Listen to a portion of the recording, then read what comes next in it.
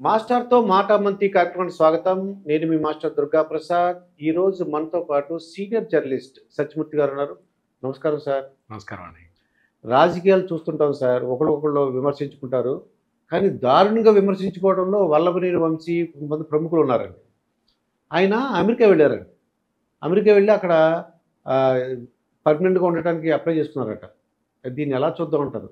మరి యాక్చువల్గా ఏంటంటే మళ్ళీ ఎలక్షన్ కౌంటింగ్ ఉంది, అన్నీ రాకుండా మరి ఏంటంటారు మీ ఉద్దేశం? వల్లభనేని వంశీ మొదటి నుంచి కూడా కాంట్రవర్షియల్ పాలిటీషియన్. అవును, అంటే ఎప్పుడు ఏ రోజు కూడా మంత్రి కాలేదు, ఏదిగా ప్రముఖమైన పదవి ఏది అలంకరించకపోయినా కానీ వివాదాల్లో మాత్రం నెంబర్ 1గా ఉన్నాడు. అవును, మొదటి నుంచి కూడా అతని పొలిటికల్ కెరియర్ అంతా కూడా ఈ వివాదాలు ఎట్లా వచ్చినాయి అంటే అతని ప్రవర్తన కారణంగానే వచ్చినాయి. అంతే తప్ప అతనేదో పెద్ద ప్రజానాయకుడు, మొత్తం రాష్ట్రం మొత్తాన్ని ఆయన ఒక తాటి మీదకి తీసుకొచ్చే అంత నాయకుడు, ఇటువంటి వ్యవహారాలు కాదు. అప్పుడు ఒక విజయవాడ కమిషనర్ మీద అమ్మాయిని పంపించి అట్రాక్ట్ చేసుకోవడం, ఇటువంటివి చాలా ఉన్నాయి.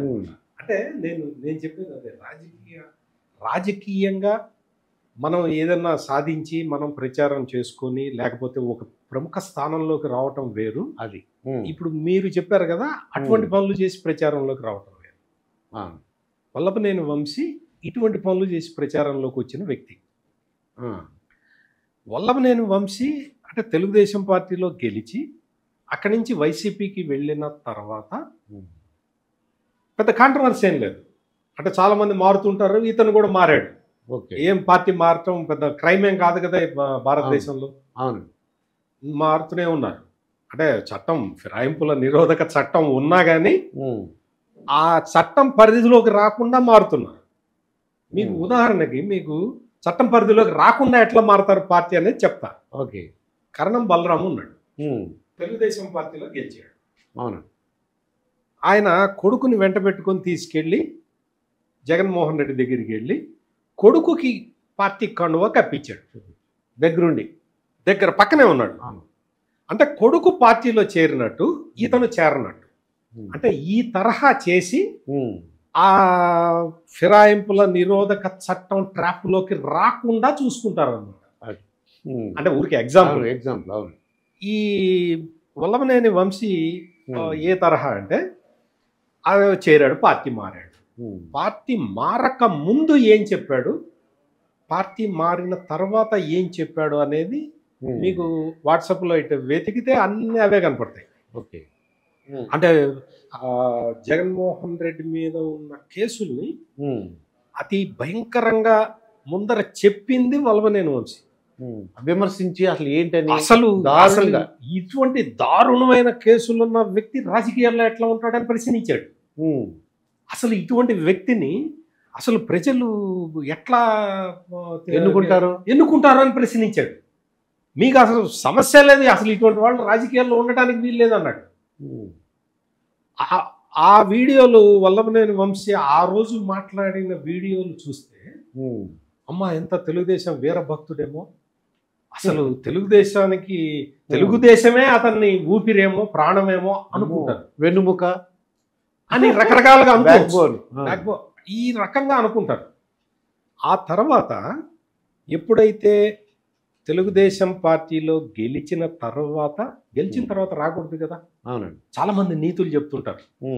మీకు నర్సాపురం పార్లమెంటు సభ్యుడు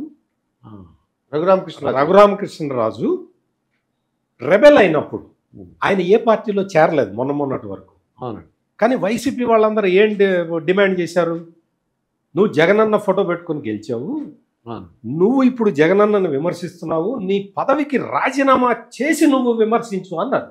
అవునండి. మరి అదే సూత్రం వంశీకి కూడా వర్తించాలి కదా. అవునండి. అంటే లెక్క ప్రకారం చూస్తే వైసీపీ కార్యకర్తలు ఎవరైతే మరి వాళ్ళు కూడా చెప్పాలి కదా. నువ్వు తెలుగుదేశంలో గెలిచావు, నువ్వు అది రిజైన్ చేసి వైసీపీలోకి రా అని అడగాలి కదా. అటువంటివి ఏం లేవు. వచ్చేసారు, కామ్గా తెలుగుదేశంలో ఉన్నారు, తెలుగుదేశంలో గెలిచారు, వైసీపీలోకి వచ్చారు, అక్కడ వాళ్ళ రాజకీయ కార్యకలాపాలు వాళ్ళు చేసుకుంటున్నారు. అభ్యంతరం లేదు.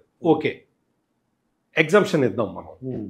కొంచెం పెద్ద మనుషులుగా మనం ఎగ్జామ్షన్ ఇచ్చేద్దాం, ఓకే, తప్పులేదు. తప్పు లేదు. ఆ.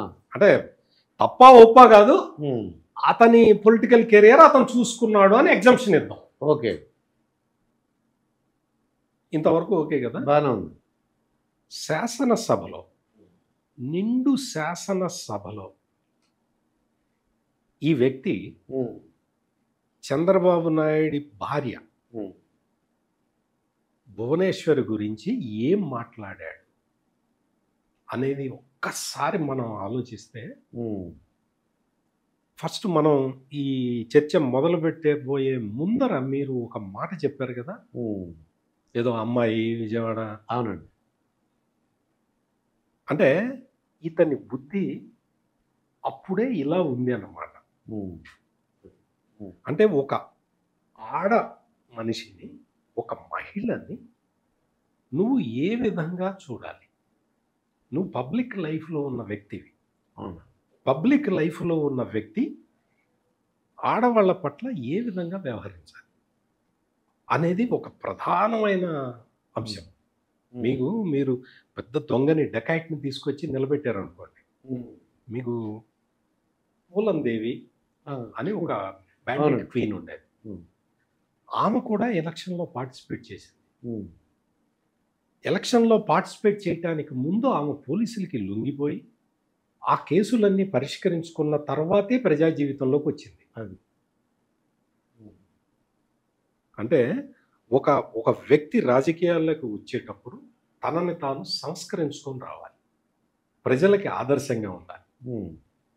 అటువంటి పనులేమీ చేయకుండా ఈ వల్లభనేని వంశీ అనే ఈ వ్యక్తి మాజీ ముఖ్యమంత్రి భార్యని అత్యంత నీచంగా, ఆ మాటలు మనం నేను రిపీట్ చేయలేము. చెప్పలేను, నేను చెప్పను కూడా, అవును. అత్యంత జుగుప్సాకరంగా, ఉమ్. అసలు ఆ సభ్య మాటలు సభ్య సమాజం తల ఉంచుకునేలాగా అనుకుంటున్నాను. మొత్తం అసలు మహిళా లోకం అయితే చీగొట్టింది. ఆ రోజు నుంచి ఉమ్. వైసీపీ పతనం ఈరోజు మనం చూస్తున్నాం, మనం క్యాలిక్యులేట్ చేసుకుంటున్నాం. తెలుగుదేశానికి ఎన్ని సీట్లు రాబోతున్నాయని అందరూ క్యాలిక్యులేట్ చేస్తున్నారు. అన్ని ఎగ్జిట్ పోల్స్ అదే చెప్తున్నాయి, అన్ని సర్వేలు అదే చెప్పినాయి. ఉమ్. ఇంత అప్లాజ్ ఎందుకు వచ్చింది అంటే, ఇటువంటి వల్లభనేని వంశీ లాంటి వ్యక్తులు ఉమ్.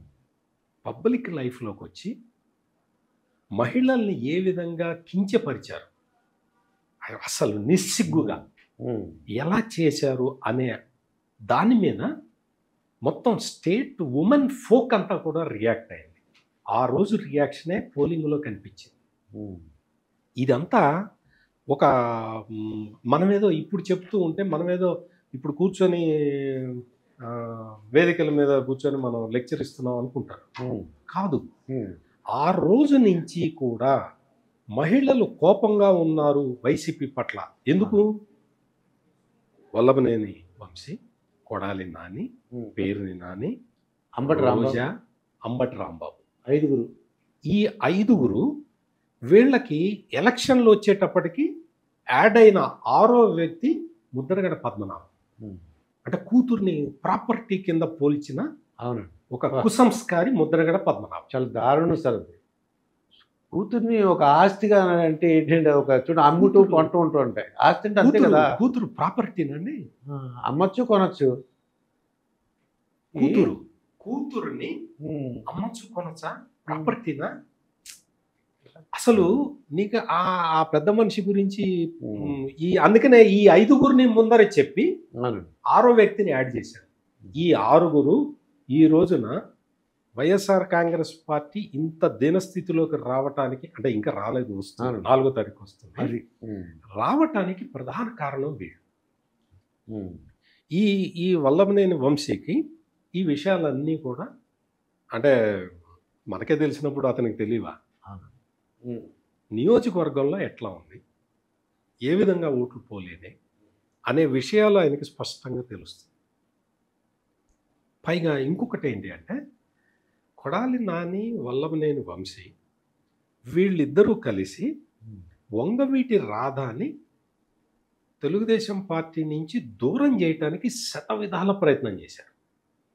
అవును. చాలా రకరకాల ఆఫర్లు ఇచ్చి చాలా ప్రయత్నం చేశారు. అంటే కాపు ఓట్లు ఉన్నాయంట, 2 నియోజకవర్గాల్లో కాపు ఓట్లు ఎక్కువ ఉన్నాయంట ఉన్నాయి. రాష్ట్ర వ్యాప్తంగా కూడా. వాళ్ళకి కొంచెం మిత్రుడు సన్నిహితంగా ఉంటాడు కాబట్టి వంగవీటి రాధాని డివైడ్ చేద్దాం తెలుగుదేశం నుంచి అని భారీ ఎత్తున కుట్ర పడింది. వంగవీటి రాధ ఫ్రెండ్షిప్ వేరు, రాజకీయ జీవితం వేరు. నేను తెలుగుదేశం పార్టీ మార్గాన్ని ఎంచుకున్నాను అని చెప్పి అతను స్టాండర్డ్గా ఉన్నాడు. వీళ్ళ వలలో వీళ్ళ మాయాజాలంలో పడలేదు. అంటే ఎందుకు చెప్తున్నానంటే ఈ పేర్లు మీరు ఒక వల్లభనేని వంశీ గురించి అడిగితే నేను ఇన్ని పేర్లు మీకు రిఫరెన్స్ ఎందుకు ఇస్తున్నాను అంటే ఆ గ్రూప్ ఉందని, ఒకళ్ళే కాదండి గ్రూప్. మీకు ఇన్ని రిఫరెన్స్లు ఎందుకు ఇస్తున్నాను అంటే ఒక్కొక్కళ్ళ క్యారెక్టర్ మనం అర్థం చేసుకుంటే వల్లభనేని వంశీ ఈ రోజున అమెరికా ఎందుకు వెళ్ళాడు, అక్కడికి వెళ్ళి గ్రీన్ కార్డు ఎందుకు అప్లై చేశాడు అనేది మనం అర్థం చేసుకోవచ్చు. అది మెయిన్ అండి. భయపడ్డా ఏంటి అసలు? ఇప్పుడు అక్కడ ప్రజల రియాక్షన్ తెలుస్తుంది. రియాక్షన్ తెలిసినప్పుడు అతను గెలుస్తాడా లేదా అనేది మీకన్నా నాకన్నా బాగా అతనికే తెలుస్తుంది. తెలుసు కదా సర్వే. జనరల్గా ఏంటంటే పోటీ చేసిన ప్రతి లీడరు కూడా పోలింగ్ బూత్ వైజ్ స్టాటిస్టిక్స్ తీసుకుంటారండి. ఇదిగో ఈ ఊళ్ళో ఈ 12-25 పోలింగ్ బూత్లో 1200 ఓట్లు ఉన్నాయి, ఇందులో 800 పోలైనాయి. ఈ 800లో మనకి ఎన్ని వస్తాయి, వేరే వాళ్ళకి ఎన్ని వస్తాయి అని క్యాలిక్యులేషన్ చేసుకుంటారు. ప్రతి నాయకుడు చేసుకుంటాడు, ప్రతి కంటెస్టింగ్ క్యాండిడేట్ చేసుకుంటాడు. చేసుకున్న తర్వాత మనం గెలుస్తున్నామా ఓడిపోతున్నామా అని చెప్పి అర్థమవుతుంది, ఒక డెసిషన్కి వస్తారు. ఈ డెసిషన్కి వచ్చే ప్రాసెస్లో ఆడు గెలుస్తున్నాడా లేదా అనేది అర్థమైపోతుంది. కాబట్టి ఫస్ట్ అర్థమయ్యేది అతనికే కదా. ఆ లెక్కలు చూసుకున్న తర్వాత మనం ఏం చేయాలి, మన భవిష్యత్తు ఏంటి, మన భవిష్యత్తు కార్యాచరణ ఏంటి, రాష్ట్ర పరిస్థితి ఏంటి అని లెక్కేసుకోవచ్చు. ఇప్పుడు అట్లా లెక్కేసుకున్న తర్వాత ప్రశాంతంగా కూర్చునే జీవితాలు కావివి. కొడాలిని నాని జీవితం కానీ, పేరుని నాని జీవితం కానీ, వల్లభనేని వంశీ జీవితం కానీ, ఆర్కే రోజా జీవితం కానీ, ఇటువంటి వీళ్ళ జీవితము. ఇంకో అతను కూడా ఉన్నాడు, జోగి రమేష్ అని ఒకడు కూడా ఉన్నాడు. జోగి రమేష్ బాగా గుర్తు చేశారు. అవును, జోగి రమేష్ లైఫ్ కానీ మనం గెలిచినా ఓడిపోయినా పర్వాలేదు, ఇప్పుడు ఓడిపోయాం అనుకో మళ్ళీ 5 సంవత్సరాలు కష్టపడి ప్రజల అభిమానాన్ని చొరుగుని మళ్ళీ గెలుద్దాం అంత లాంగ్ ఇది వీళ్ళకి లేదు. అందుకని వీళ్ళు ఏంటంటే షార్ట్ కట్స్ చూసుకోవాలి.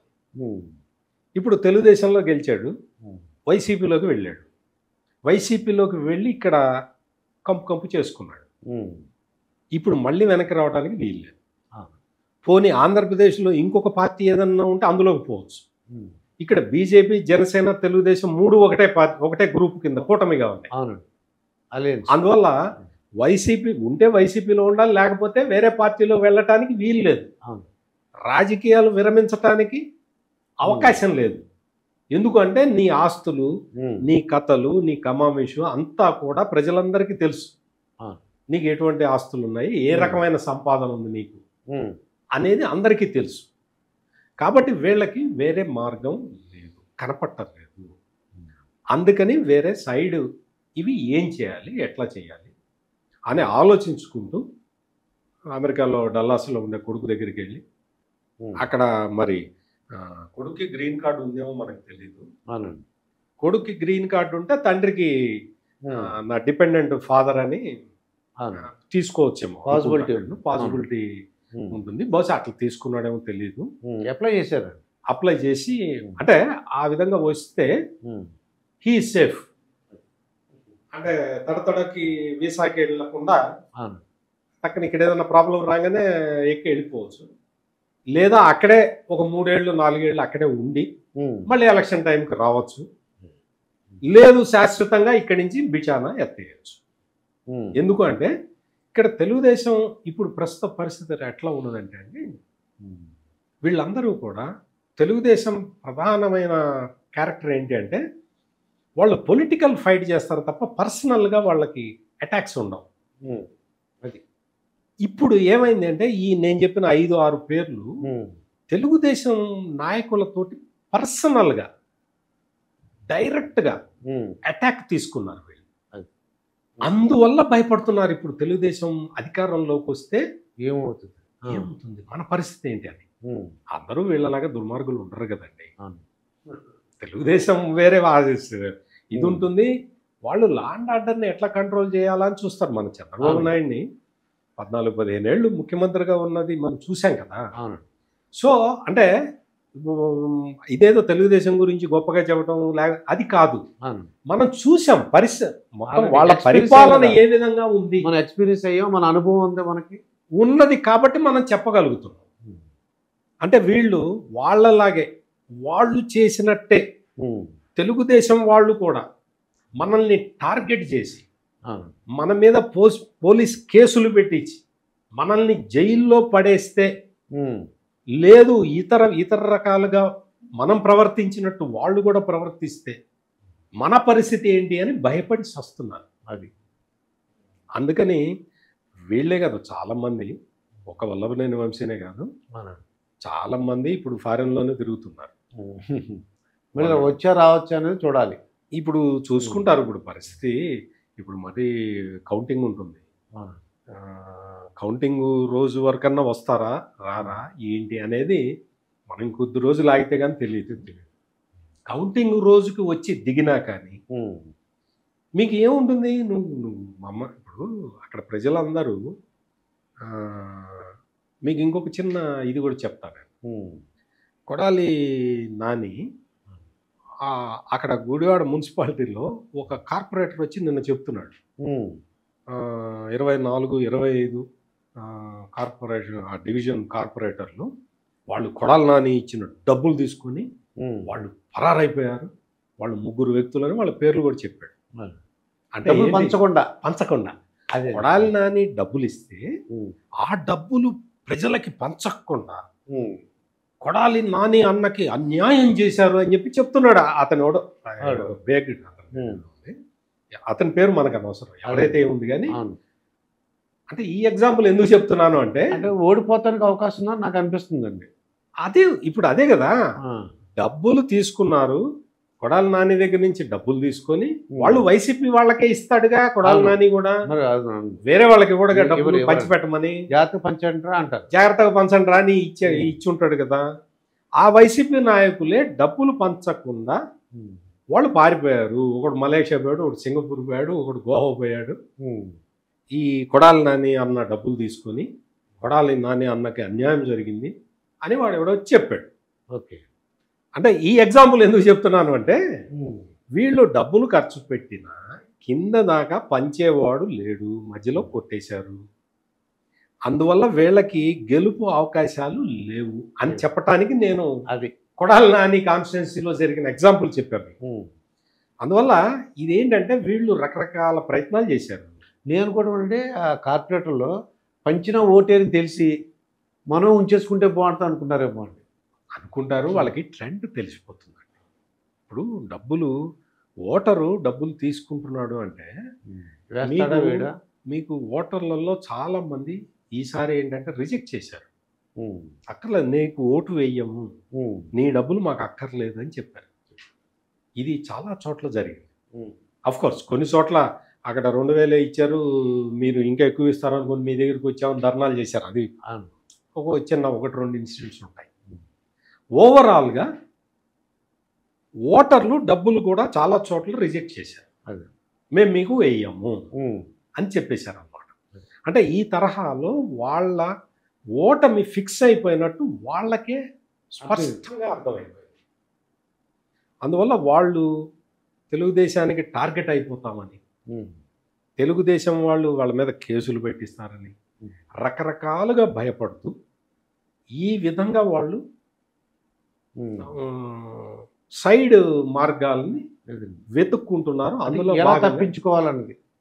అందులో భాగంగా అప్లై చేసుకున్నారు. వల్లభనేని వంశీ డల్లాస్ కొడుకు దగ్గరికి వెళ్ళి అక్కడ మరి గ్రీన్ కార్డు అప్లై చేసుకోవటం పెద్ద ఇదేం కాదు.